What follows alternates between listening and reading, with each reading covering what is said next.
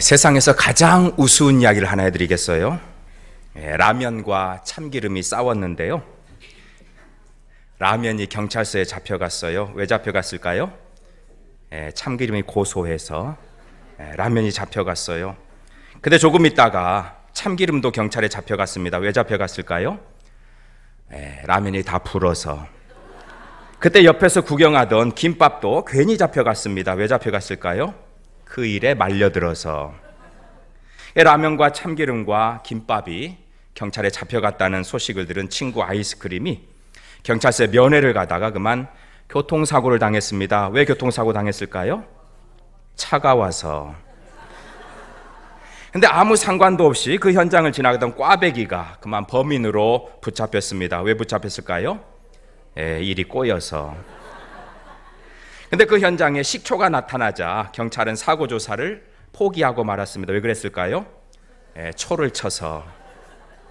근데 사실을 알고 보니까 이 모든 일이 다 소금 때문이라고 합니다. 왜냐고요? 소금이 다 짠 거래요. 이렇게 웃기는 이야기를 듣고도 안 웃는 사람이 2명이 있어요. 비웃는 것은 건강에 안 좋아요. 여러분, 영국의 옥스퍼드 대학의 연구팀이 사람의 웃음에 대해서 연구한 결과를 보니까요, 어린아이는 하루에 400번 내지 500번을 웃는데요. 근데 어른은 이 웃음을 하루에 몇 번 웃냐면 15번 내지 20번밖에 안 웃는답니다. 그러니까 어린아이 때는 400번, 500번 웃다가 어른 되면 15번, 20번밖에 안 웃는다. 이게 무슨 뜻이겠어요?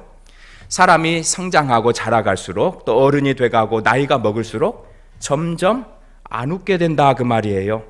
어릴 때는 조그만 일만 봐도 배꼽이 빠지라고 웃는데 나이가 들면서 그런 거 보면 이제 웃지도 않습니다. 그리고 더 나이가 들면 이제 웃음보다는 신음소리가 많이 나죠. 아이고 죽겠다. 그렇게 아이고 하다가 아이고 가고 마는 거죠. 인생이 웃다가 결국 웃음을 잃고 세상을 마감하는 것이 아니겠느냐, 그런 말인데요. 여러분, 하루에 몇 번씩 웃으십니까? 어제 한번 생각해 봐요. 어제 내가 몇 번이나 웃었던가. 아마 잘 생각이 안 날 거예요. 왜 우리는 잘 안 웃을까요? 웃지 않는 이유, 당연히 웃을 일이 별로 없어요. 요즘 사는 게 웃을 일이 별로 없죠. 오늘 본문에 나오는 이 아브라함의 아내 사라도 사실 웃을 일이 없었던 여인이에요. 엄밀하게 말하면 사실 사라는 웃을 일이 정말 있었습니다. 왜냐하면 그녀는 아주 아름다운 여인이었거든요. 미인이었어요. 얼마나 사라가 미인이었냐면 창세기 12장에 보니까 애굽의 왕 바로가 사라를 보고 그만 한눈에 반해서 사라를 자기 아내 삼으려고 했어요. 뿐만 아니라 창세기 20장에 보니까 그랄의 왕 아비멜렉도 사라를 보고 한눈에 반해서 사라를 자기 아내로 삼으려고 했습니다. 그러니까 사라가 얼마나 예뻐요? 웬만한 사람은 거들떠 볼 수도 없고 왕 정도는 돼야 이 여인 내가 아내 삼아야 되겠다. 왕들이 사라를 아내 삼으려고 할 만큼 사라가 예뻤다고요.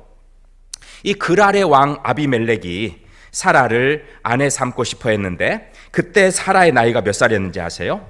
여러분 놀라지 마십시오. 무려 89세였습니다. 우리 할머니들에겐 대단히 죄송한데요. 89세 된 할머니가 예쁘면 도대체 얼마나 예뻐서 그 89세 된 할머니를 아내 삼으려고 했을까? 그러니까 사라가 얼마나 아름다운 여인인지 상상도 할 수 없을 정도인데요. 여성으로서 이 정도의 미모를 가지고 있다면 평생 웃으며 살만 하잖아요.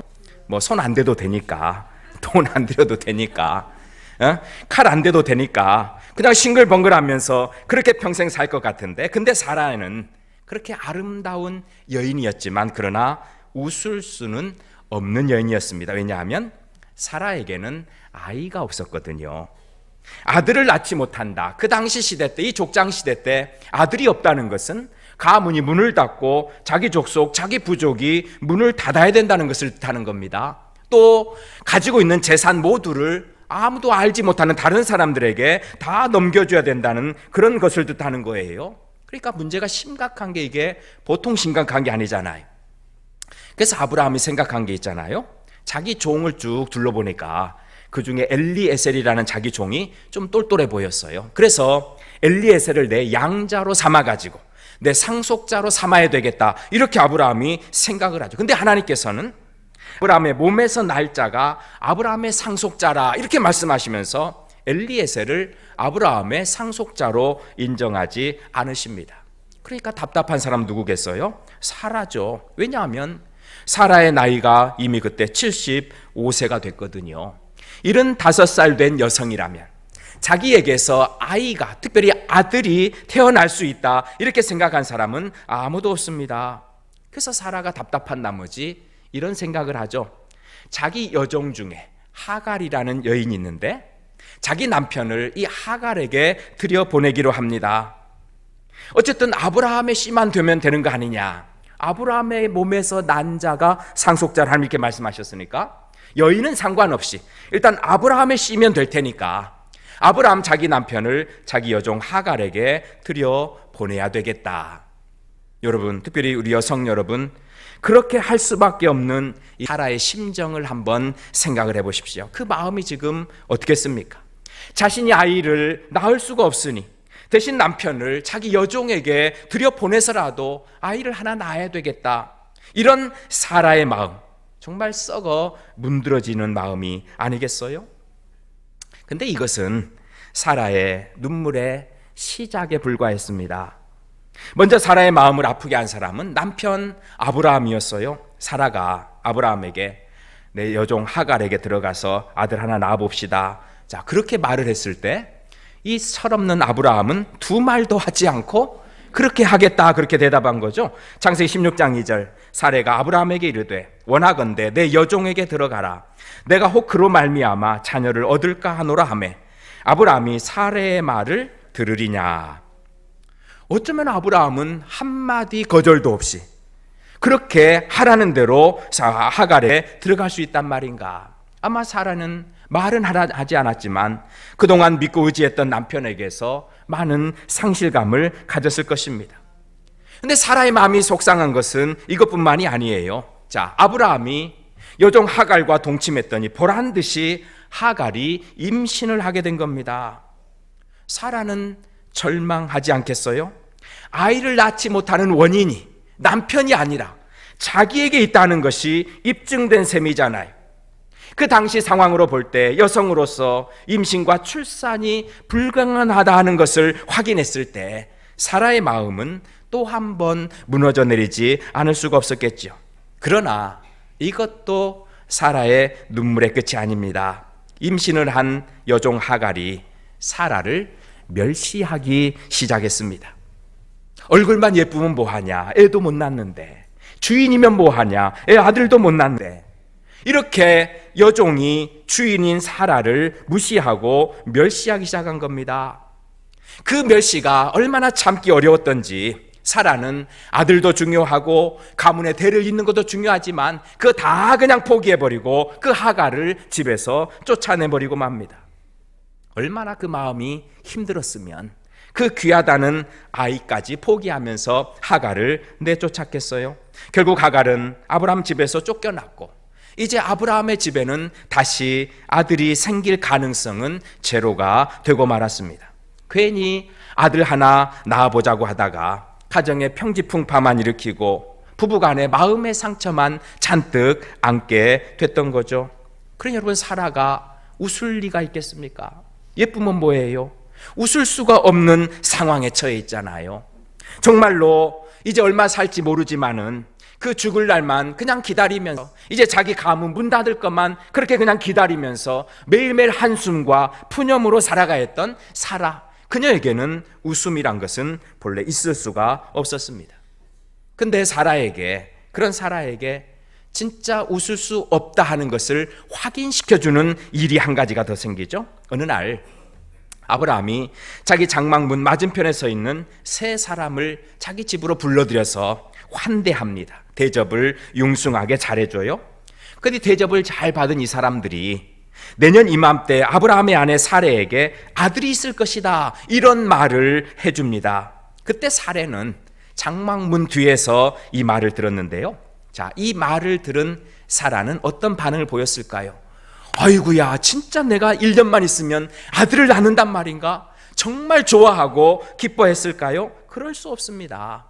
창세기 18장 12절 보니까 사라가 속으로 웃고 이르되 내가 노쇠하였고 내 주인도 늙었으니 내게 무슨 즐거움이 있으리요. 1년 뒤에 아들을 낳을 수 있다는 그 말을 들었을 때 사라는 속으로 비웃었습니다. 냉소와 초소를 보냈습니다. 왜냐? 그때 사라의 나이가 89세였거든요. 그런 자기가 1년 뒤에 90세가 됐을 때 아들을 낳는다, 그 말을 들었을 때 사라가 어떤 웃음을 지을 수가 있겠습니까? 진짜 마음이 기뻐가지고 정말로 기쁨의 웃음을 짓는다. 천만의 말씀이죠. 저 사람들 지금 무슨 소리 하고 있는 거야? 조소, 냉소 아니면 비웃음을 보낼 수밖에 없었겠지요. 여기 계신 분 중에 자신이 할머니라고 생각하는 분들 있잖아요. 내년에 아들을 낳을 줄로 믿으시기 바랍니다. 자, 무슨 웃음을 여러분이 지금 웃어요? 말도 안 된다. 조소 내지는 냉소, 심하면 비웃음을 지금 웃고 있는 거죠. 무슨 소리를 하시는 겁니까? 있을 법하지 않은 그런 말을 하십니까? 그렇잖아요. 사라가 그 말을 들었을 때 비웃음을 날릴 수밖에 없는 거죠.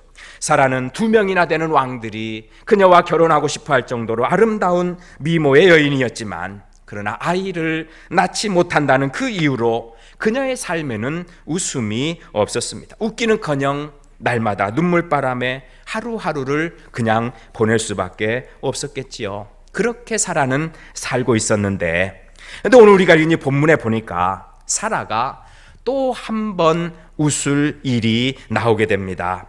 근데 이번 웃음은 이전의 웃음과는 사뭇 달라 보이죠? 6절 보니까 사라가 이르되 하나님이 나를 웃게 하시니 듣는 자가 다 나와 함께 웃으리로다.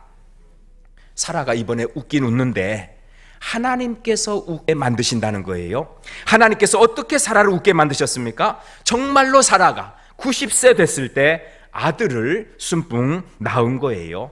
2절 말씀, 사라가 임신하고 하나님이 말씀하신 시기가 되어 노년의 아브라함에게 아들을 낳으니.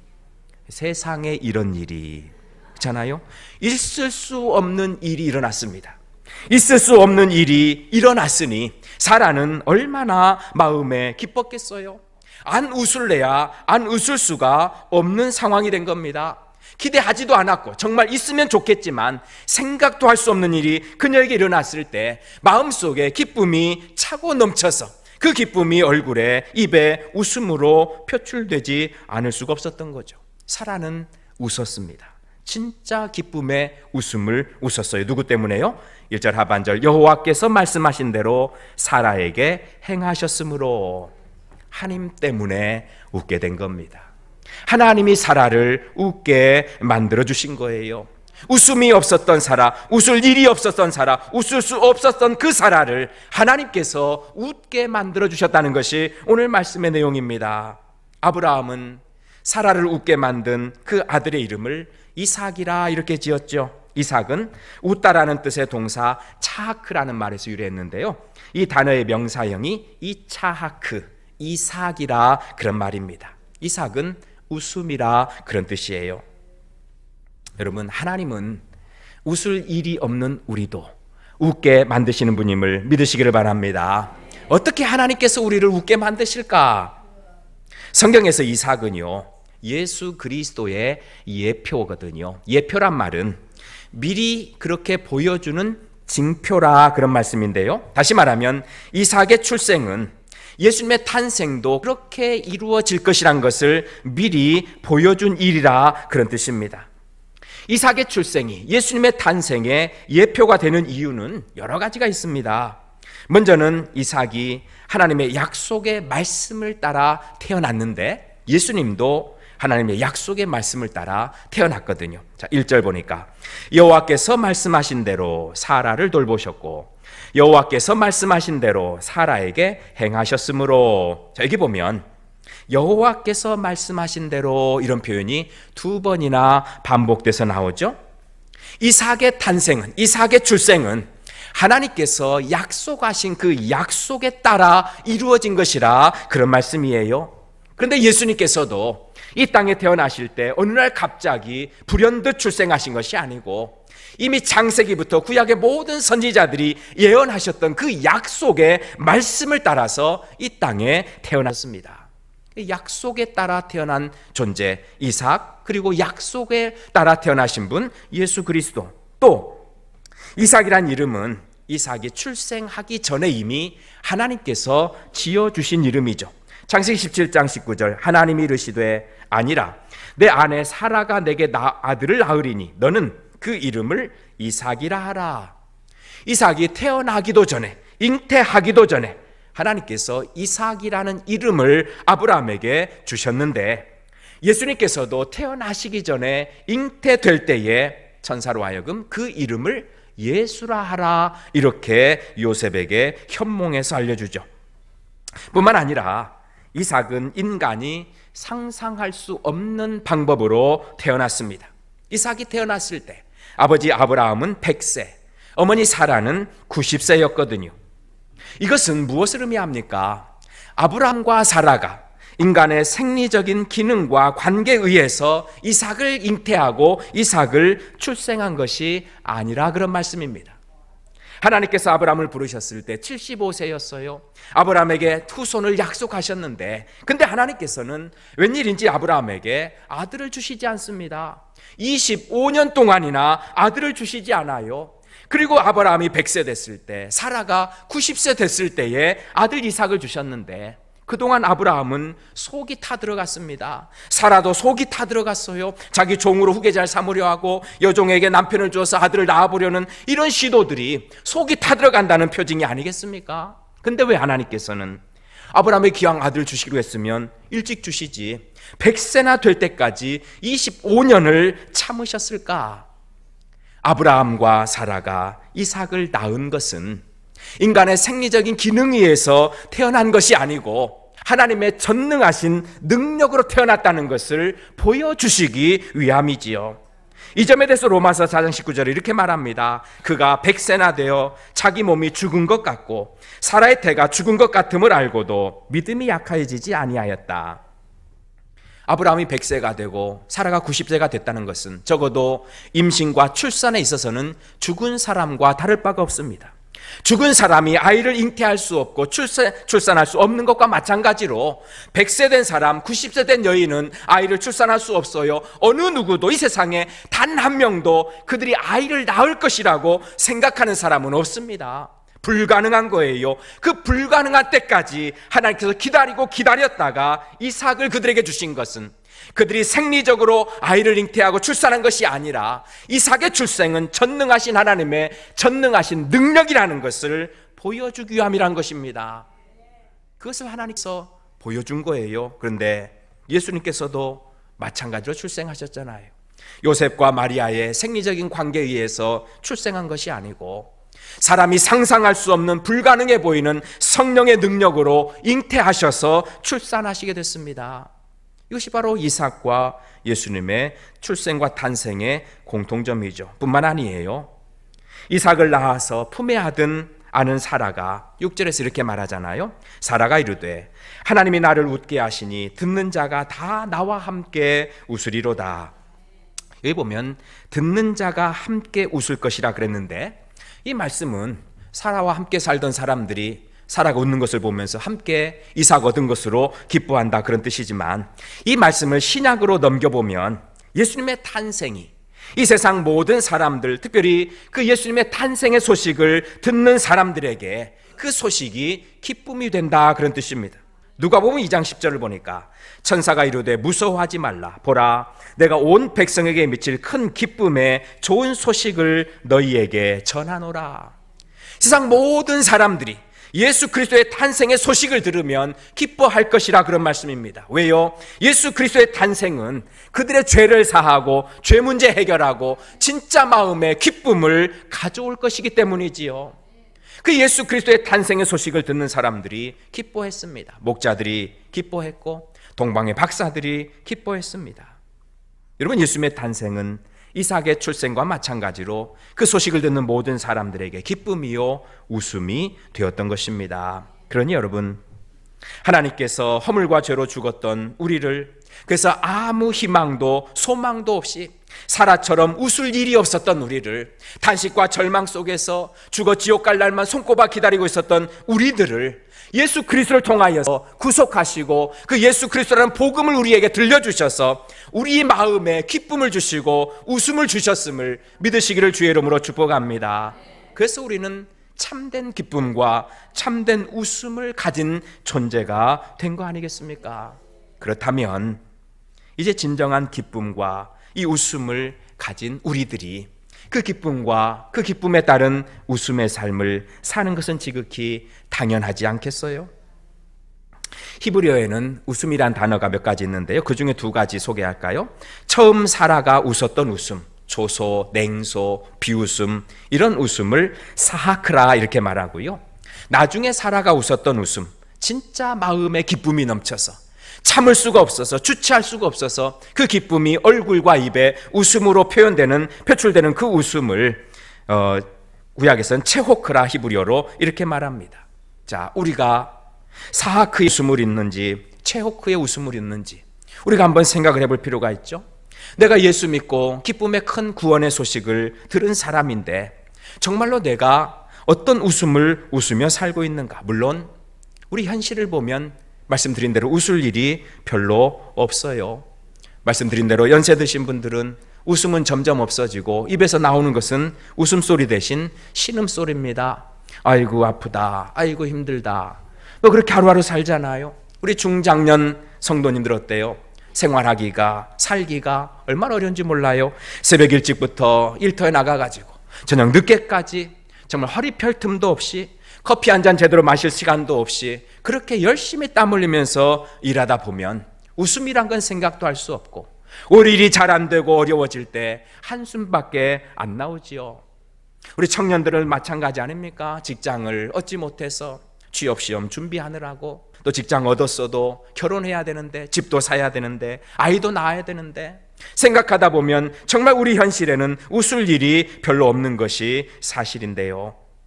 근데 여러분, 예수 믿는 우리는 예수 믿지 않는 사람들보다 진짜 웃을 수 있어야 하지 않겠습니까? 여러분, 예수 안 믿는 사람들도요, 얼마나 웃으려고 애를 쓰는지 몰라요. 미국의 인디아나주의 볼 메리라는 병원에서 발표한 것을 보니까요, 이 웃음은 스트레스 호르몬인 코티졸의 이 양을 줄여주고 대신 우리 몸에 유익한 엔돌핀을 분비시켜서 15초를 웃으면 이틀을 더 산대요. 믿거나 말거나 같은데 15초 웃어서 이틀 더 살면 진짜 웃어야 되지 않겠어요? 또 미국의 스탠퍼드 대학의 윌리엄 프라이 박사가 사람이 정말 마음이 기뻐가지고 진짜로 호탕하게 박장대소하면서 웃으면 근육이 230개가 움직이는데 이로 인해서 혈액순환이 활발해져 가지고 1분 동안만 웃으면 10분 동안 에어로빅, 조깅, 자전거 탄 효과가 나타난다고 합니다. 웃음의 힘이라는 건데요, 여러분, 예수 믿지 않는 사람들도 이런 것을 믿고 건강에 좋다니까 엄청 웃으려고 했어요. 그리고 진짜 많이 웃으면서 사는 그런 사람들을 보게 됩니다. 여러분, 하물며 진정한 생명의 주 예수님을 만난 우리가 이 참 기쁨에서 시작되는 웃음을 잃어버리고 산다면 그 얼마나 안타깝고 안타까운 일이겠어요. 사랑하는 여러분, 적어도 예배당에 들어오면 우리 안에 기쁨이 충만해야 할 줄로 믿습니다. 저도 말씀드렸잖아요. 예배당에 들어오기 전부터 인상 쓰고 들어오는 사람 누구? 전기 인상파. 더 문제 교인이 있다고 그랬잖아요. 자, 예배를 드렸어요. 예배를 드리고 집에 돌아가는데도 인상 쓰며 가는 사람 누구? 후기 인상파. 여러분, 우리가 예수를 만나고 혹 세상 살면서 지치고 힘들어서 웃음을 잃어버렸다 할지라도, 아니 잠시 그 참된 기쁨과 웃음을 잊어버리고 살았다 할지라도 적어도 예배당에 와서 예배를 드리고 말씀을 듣고 하나님을 만나고 그 음성을 들었다면 웃어야 될 줄로 믿으시기를 원합니다. 웃어야 되잖아요. 그 교회는 기쁨과 웃음이 충만한 곳이 되어야 되지 않겠습니까? 여러분, 예배당 아침에 들어올 때 현관에서 안내하는 사람들 있잖아요. 안내하는 분들, 이분이 인상파가 돼가지고 여러분 예배당 들어오는데 인상 팍 쓰고 째려보면서 이렇게 훑어본다고 하세요. 여러분, 기분이 좋겠어요? 여러분, 예배 드리러 오고 싶겠어요? 교회가 여기밖에 없냐? 다른 교회 가자. 다른 교회 갈 수도 있잖아요. 구맹주산이라는 고사가 있어요. 구맹주산, 사나운 개가 이 구맹인데요. 사나운 개가 술을 식초로 만든다, 그런 뜻입니다. 중국의 송나라 때 술을 만들어 파는 장씨라는 사람이 있었는데 이 사람 정직했어요. 그래서 술을 팔 때도 되를 속이지 않고 또 친절했습니다. 뿐만 아니라 술 만드는, 술 빚는 실력도 출중했어요. 그리고 사람들이 많이 볼 수 있도록 자기 집 앞에다가 빨간 깃발을 세워서 술집이란 것을 이렇게 알렸는데, 쉽게 말하면 실력도 있고 홍보도 잘하고 정직하고 성실하고, 자, 지금 시대로 보자면 장사가 잘 될 조건을 다 갖추었잖아요. 근데 이상하게도 이 장씨의 집에는 손님이 오질 않는 겁니다. 그래서 술을 빚어만 놓으면 그 술이 팔리지 않으니까 결국엔 시간이 지나서 시게 되고 식초가 되었는데요.